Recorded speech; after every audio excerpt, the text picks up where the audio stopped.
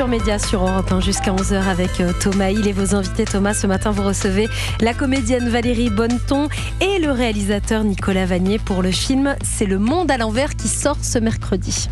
Hello la team, on n'a pas le temps de boire un café aujourd'hui. Qu'est-ce que ça dit Tokyo ? 2 millions de bénéfices sur la journée. C'est qui le patron ? Toute la France touchée par la sécheresse. Y'a plus rien, plus de téléphone, plus d'internet, plus rien. Allez, tu traînes là, avance. Ta gueule. Ah bah là on avance bien. Désolé de débarquer comme ça à l'improviste, mais je suis le nouveau propriétaire. De quoi ? De votre exploitation. Allez, j'ai du boulot moi. Va falloir bosser avec les autres, hein, si tu veux rester ici. Travailler dans les champs, c'est mon rêve. Ouais, bah attends de sentir la bouse, tu vas voir. Salut ma Juju. Il a encore l'électricité ? Grâce au soleil et au vent. Glandeur avec ses moulins à vent. Bienvenue au rêve général. On a de l'eau, un petit peu d'électricité, on peut survivre. Moi je veux vivre. Je veux de l'eau chaude dans la douche, je veux la clim, je veux mes montres à mouvement de tourbillon, tu comprends ça ? J'en peux plus de toi. Mais ouvre les yeux sur ce qui se passe ! Culture non-stop. Voilà où on en est, quoi. Des paysans qui peuvent plus nourrir personne. Ce soir, c'est soupe de blettes. C'est dégueu, les blettes. Pardon ? Tous les matins. C'est le monde à l'envers. C'est l'histoire de Stanislas qui est joué par Michael Youn, trader parisien qui ne vit que pour les cours de la bourse jusqu'à ce qu'un jour le système économique s'effondre, ce qui veut dire plus de supermarchés, plus de banques, plus d'internet, plus d'eau, plus d'électricité. Alors avec sa famille, ils vont se réfugier dans une exploitation agricole qu'il vient d'acheter, pensant faire un petit placement intéressant. Sauf que là, il se retrouve face à votre famille, Valérie Bonneton, et avec votre mari, joué par Eric Elmosnino. Et vous n'êtes pas super accueillant. Non, on n'est pas super accueillant. C'est-à-dire que ce qu'on se coltine comme vie en tant que paysan, agriculteur, c'est costaud. Donc évidemment, on n'accepte pas du tout qu'ils débarquent là. Et puis ça n'a pas de sens, quoi. Ces gens qui ont acheté cette ferme et qui sont jamais venus. Enfin voilà, là d'un seul coup, quand tout s'écroule, les Parisiens débarquent. Les valeurs sont secouées un petit peu. Voilà. Et puis vous vous êtes un peu barricadé, vous vous êtes fait voler déjà quelques vaches, donc vous êtes méfiant, quoi. Exactement. Ouais. On va devoir vivre ensemble. Mais enfin, rien n'est impossible dans ce nouveau monde. Et alors, c'est en fait l'adaptation en film de votre livre, Nicolas Vanier. Vous croyez vraiment à ce scénario de l'effondrement, scénario qui est envisagé par des collapsologues, c'est comme ça qu'on dit, comme Pablo Servigne, par exemple. Vous y croyez, vous ? En tout cas, il y a une certitude, et je pense qu'il n'y a pas une personne sensée sur cette planète qui peut dire qu'on peut continuer à vivre, par exemple, dans un monde où on consomme en 8 mois ce que la Terre produit en 12. C'est mécaniquement impossible.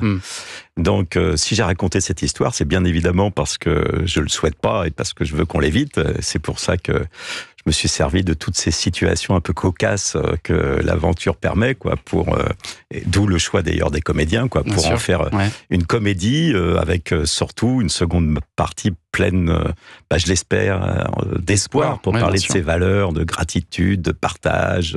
Mais vous pensez que dans un premier temps, si ça devait arriver, dans un premier temps, il y aurait comme ça ce repli sur soi-même, chacun cachant ses provisions, tentant même de les voler aux autres, avant peut-être que de nouvelles solidarités se créent. C'est comme ça que vous voyez. L'histoire le prouve. Hein. À chaque fois que ça s'est produit, et ça s'est produit assez souvent, hein, quand on voit un petit manque d'essence, un petit manque de riz, petit manque de quoi que ce soit, on l'a vu c'est pendant la le guerre. Covid. Voilà, c'est la guerre. Ouais. Et puis ensuite, on se rend compte que c'est impossible de ne pas vivre ensemble.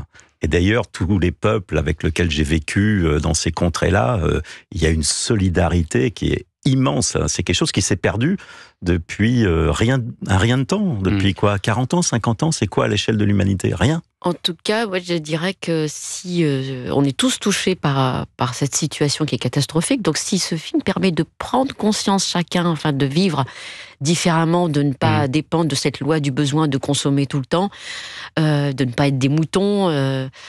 Parce moi, j'ai le sentiment qu'on nous prend notre vie, qu'on nous la vole. Enfin, on parle pas de connexion, d'hyperconsommation, etc.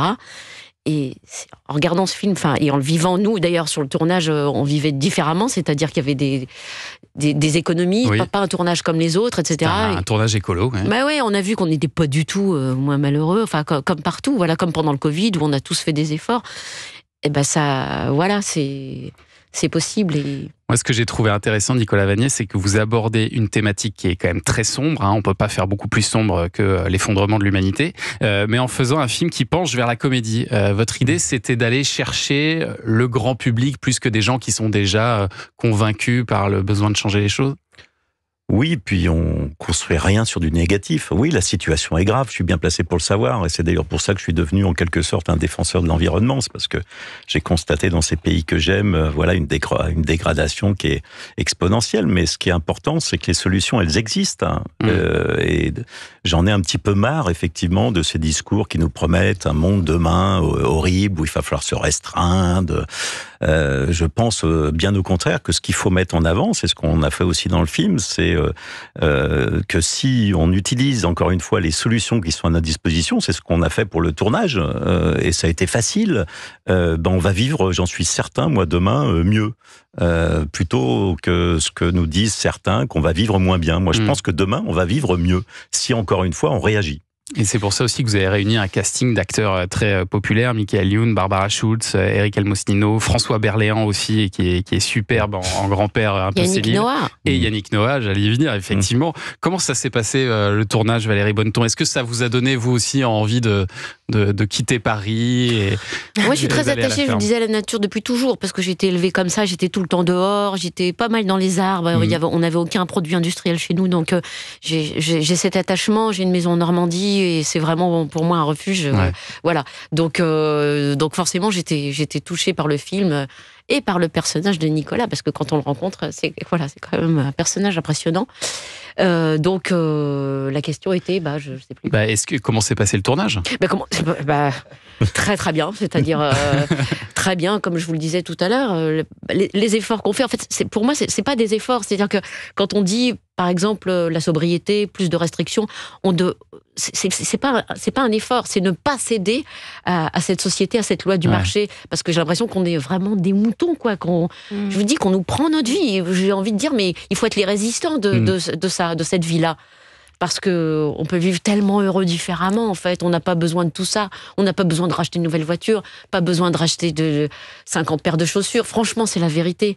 Alors, il faut un petit peu de maturité pour le comprendre vraiment, mais c'est ça. Mais on a quand même besoin d'aller au cinéma, quand même, un peu. Ouais, la culture, ça nous rend heureux. Quand on a une vie, en tout cas, vous parliez de sport tout à l'heure, mais quand on est rempli par le sport, quand on est rempli par une vie artistique, on n'a pas besoin de tout ça. Donc il faut donner un sens à notre vie. C'est Le Monde à l'envers, ça sort mercredi au cinéma, et c'est l'adaptation de ce livre aux éditions XO, et signé Nicolas Vanier. On va continuer à en parler tout au long de cette émission.